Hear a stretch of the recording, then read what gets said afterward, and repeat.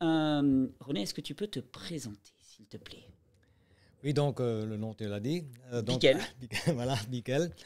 Donc voilà, moi j'ai fait des expériences sur les méthodes naturelles de santé déjà depuis les années 1970, donc c'est déjà très ancien. Et donc j'ai fait énormément d'expériences dans ce domaine-là. J'ai pu voir les résultats que ça peut avoir sur moi et puis les gens que j'ai pu conseiller. Ouais. Et c'est vrai que j'ai toujours été un peu, enfin, je me définis comme un libre penseur. Hein, Anarchiste. Voilà, c'est ça, oui. C'est vrai que mes personnages préférés, c'était les grands penseurs anarchistes, ou je dirais même anarcho-spiritualistes.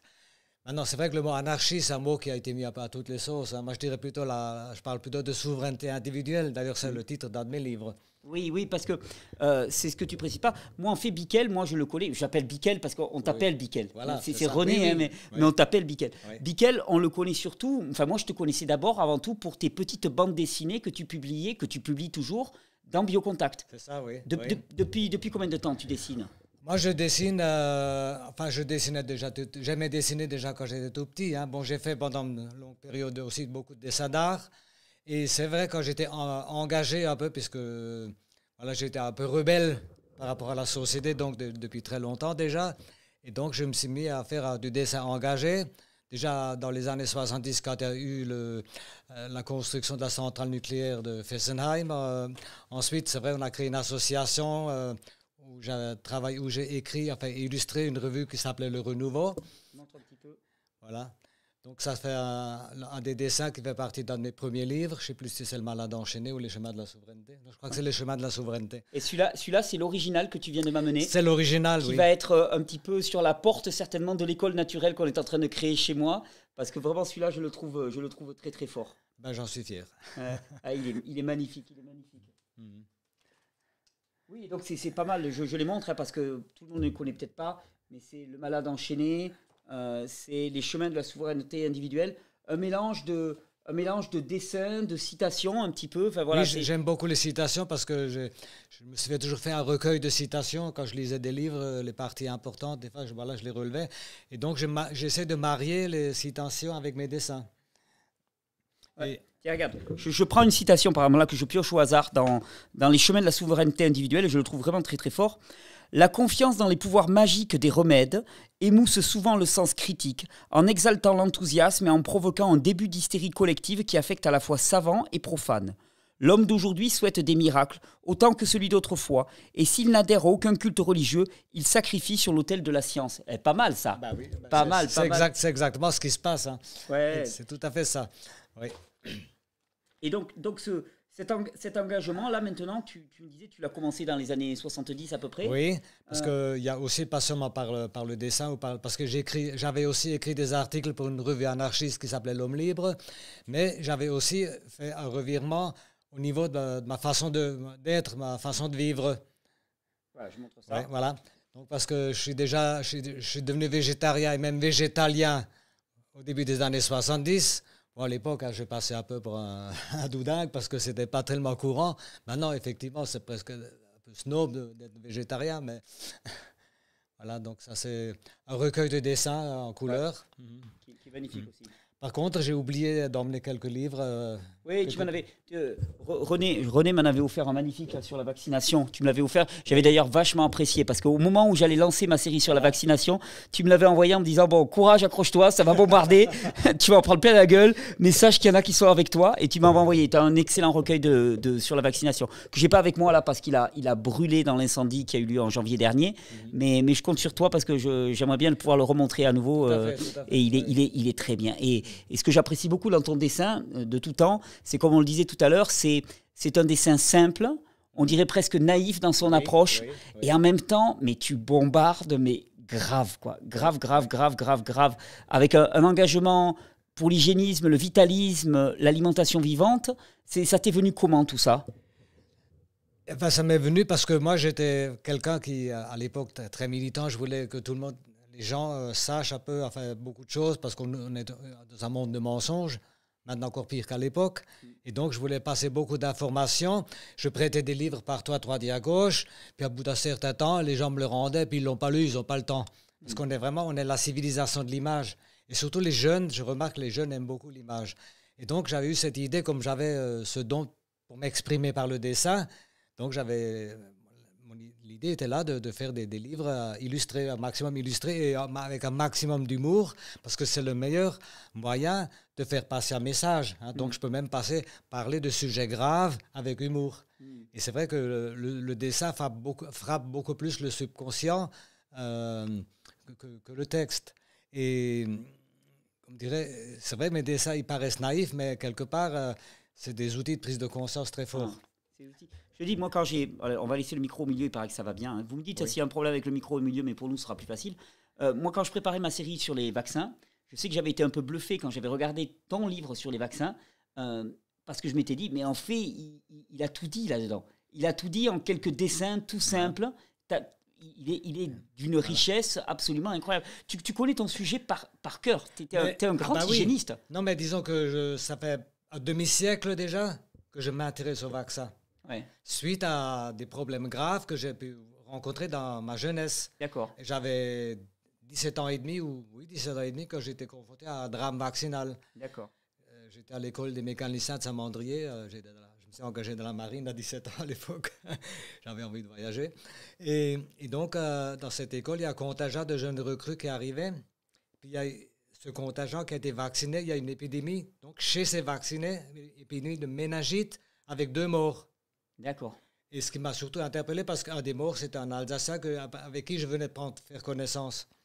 Et donc, moi, ça m'a beaucoup marqué. Et puis, plus tard, moi-même, j'étais malade suite à un rappel de vaccin fièvre jaune en Afrique. Mm-hmm. Et quand je suis rentré dans la marine, j'avais 20 ans. Donc, ça fait maintenant 51 ans. Oui, on va en parler de ton âge, d'ailleurs. Je vais vous en parler de son âge, vous allez voir. Et donc, j'ai cherché de la documentation sur les vaccins. Donc, j'ai rencontré la Ligue pour la liberté des vaccinations. Oui. Et le premier livre que j'ai lu, c'est « Les vaccinations n'ont pas fait régresser les épidémies ». Alors là, ça m'a... Oui. Et là, oui, tu as regardé un petit peu toutes les statistiques réelles et tu t'es rendu compte qu'effectivement, il y avait une énorme fumisterie. Voilà. Ça, t'aimes bien ça, j'ai l'impression. Aller chercher là où ça gratte, là où on nous a inculqué de fausses croyances. Oui, mais des fois, c'est pas toujours à ma faveur, parce que quand on pense pas comme tout le monde, on est des fois mal vu. Hein, et j'ai souvent eu des problèmes. C'est pas vraiment des problèmes. Mais il y a des gens qui me perçoivent mal parce que voilà, je dis des choses qui dérangent. En tout cas, tu poses des questions aussi avant tout. Oui, tout à fait. Tu poses des questions et tu dis des choses qui dérangent. Quand quelque chose ne tient pas, il faut poser des questions, hein, même si on n'a pas la réponse. Alors, j'ai cité tout à l'heure ton âge. Hein. Donc, tu as 71 ans. Oui. Hein. Et tout à l'heure, on est partis tous les deux dans la montagne, on a crapahuté, on est même allé couper le sapin de Noël. Hein, tu pourras en témoigner. On est allé couper le sapin de Noël dans la montagne avec les enfants. Tu m'as dit qu'il y avait eu ça m'intéresse aussi qu'on commence aussi cet entretien comme ça. Tu m'as dit qu'il y avait eu des gros changements dans ta vie et des phases au niveau de ton hygiène de vie qui avaient fait quand même de nettes différences. Tu peux nous raconter un petit peu tout ça? Parce que on est toujours d'accord. Ton expérience, c'est ton expérience. Hein, il ne s'agit pas de calquer, de mimer. Par contre, le chemin que tu as suivi peut être vraiment inspirant et interpeller pas mal de monde. Est-ce que tu peux nous raconter un petit peu ton histoire avec l'hygiène de vie d'une certaine manière? Tout à fait, oui. Donc, je vais essayer de faire au plus court quand même. C'est que donc j'ai parlé de la marine tout à l'heure. Donc, j'ai passé 2 ans en Afrique. Et quand je suis rentré d'Afrique, j'étais bien bronzé, mais j'avais plein de plaques blanches partout qui étaient vraiment désagréables parce que ça me grattait de partout. Hein. Donc, c'était un champignon. J'oublie le nom, ben peu importe. Hein. Donc, il y avait une cause.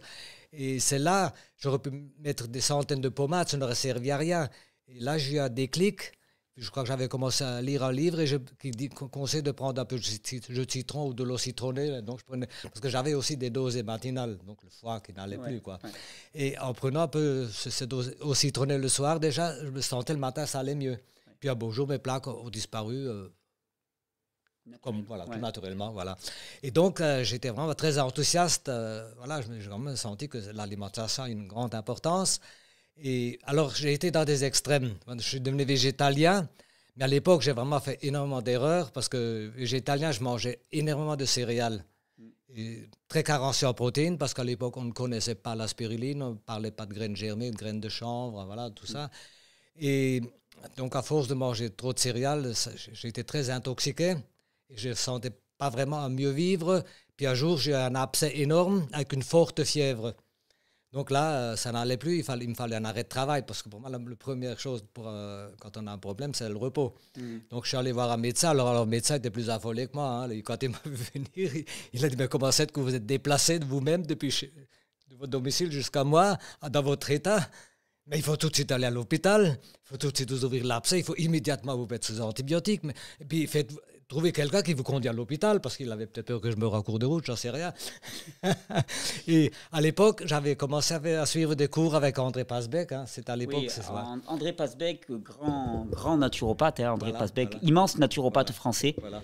Et donc, je me dis, maintenant, je vais quand même appliquer ce que j'apprends dans mes cours. Hein. Ce que j'apprends en théorie, il faudrait que je le mette en pratique. Et donc, je ne suis pas allé à l'hôpital, bien sûr. J'ai pris du chlorure de magnésium et j'ai jeûné. Pour te purger? Voilà, j'en ai pris beaucoup parce que je ne sais pas trop pour les purger, les lavements, mais dans des situations d'urgence, c'est très utile. Voilà, donc j'ai fait ça.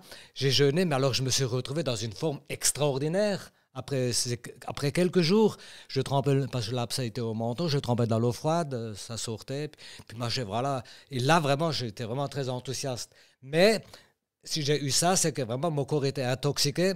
Et là que j'ai commencé à réfléchir, et justement, dans les cours d'André Pasbeck, il parlait un peu des excès de végétalisme et des céréales. Donc voilà, j'ai réduit les céréales, j'ai introduit des œufs. Bon, j'ai fait d'autres erreurs par la suite, parce que à l'époque, il n'y avait pas beaucoup de biocoop, enfin de magasins bio. Donc j'ai lancé un groupe d'achat dans ma commune avec d'autres copains que j'ai un peu plus ou moins convertis. Enfin, ils me remerciaient par la suite quand même, hein, donc c'était pas... Voilà. Et donc, il y avait d'autres groupements d'achat dans d'autres villages, donc on se groupait à chercher, par exemple, des meules de comté dans le Jura. Et donc, j'avais une meule pour mon village, qui s'appelle Ostein. Pas bon, ça, pas bon. Et donc, on se partageait cette meule, et puis à la fin, il restait des gros morceaux pour nous. Et donc, j'ai mangé des grandes quantités de comté, ce qui n'était pas bon non plus. Parce qu'à une période, j'avais des problèmes d'articulation aux épaules, et surtout à l'épaule gauche. Et j'avais des périodes où j'avais mal, plus ou moins mal. Enfin bon, mais j'arrivais plus à me gratter le dos. Hein, donc, oui, complètement bloqué. Voilà, donc, et puis même pour lancer des trucs, pour certains mouvements. Surtout que moi, je suis très travail physique, hein, parce que je suis dans l'arboriculture. J'ai construit une maison solaire moi-même. Hein, fondation à la pelle et la pioche, hein. J'ai monté les murs brique par brique. Hein. Et donc, c'est vrai que cette épaule, ça me gênait un peu. Alors, donc j'ai quand même commencé à arrêter tout ce qui est produits laitiers, tout ce qui est vacherie. De toute façon, pas viande de vache, mais tous les produits laitiers. Je gardais encore les œufs. Et j'ai aussi réduit encore plus davantage les céréales. J'ai supprimé les céréales à gluten. Puis finalement, un jour, alors... Je suis presque sans le faire exprès. Je suis venu au cru comme ça, sans forcer. En fin de compte, en Alsace, il y avait beaucoup d'instacto à l'époque, parce que Burger a fait des conférences en Alsace. Oui. Guy Claude Burger, donc un des pionniers de l'instacto. Oui, donc crudivorisme instinctif. Voilà, instinctif. Et moi, j'ai dit, moi, je ne peux pas manger que cru, ce n'est pas possible. Puis un jour, c'est venu comme ça, mais alors, incroyable, j'arrive même pas à comprendre. Et en plus, sans frustration, parce qu'il ne faut jamais rien forcer non plus, hein. Ça, c'est venu sans forcer. Et ça a été fabuleux. Et à partir de cette époque, là, je me suis senti rajeunir. Donc ça, c'est mon expérience. Je ne suis pas non plus un ayatollah du cru non plus. De temps en temps, je peux manger, surtout les œufs, le blanc d'œuf, j'aime pas cru. Donc ça m'arrivait des fois de le mettre au compost, mais la plupart du temps, je le chauffe légèrement. J'enlève le jaune d'abord pour qu'il ne soit pas chaud, et je chauffe légèrement le blanc pour que ça soit au moins légèrement laiteux. C'est vraiment le truc que je chauffe régulièrement, quoi. Mais c'est vrai que mon alimentation crue, pour moi, ça a été vraiment... je me suis senti rajeunir. Or, actuellement, moi, j'ai de l'endurance, je peux travailler physiquement. J'ai beaucoup plus d'endurance qu'il y a 20 ou 30 ans. Vraiment, je n'exagère pas dans ce que je dis. Hein. Je me suis senti rajeunir. Tu me disais aussi que tu t'es mis à pratiquer beaucoup